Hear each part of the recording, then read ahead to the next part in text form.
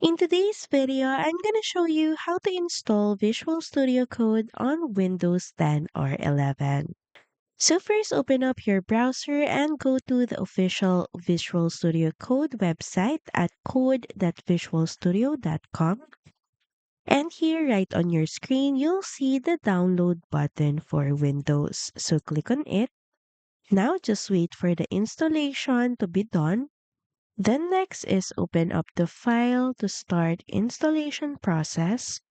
And here just follow through the installation process. Also make sure to check options like add to path and create a desktop icon for easier access. Then click the install button and wait for the process to complete. So once done, you might click the finish button and instantly Visual Studio Code will be launched.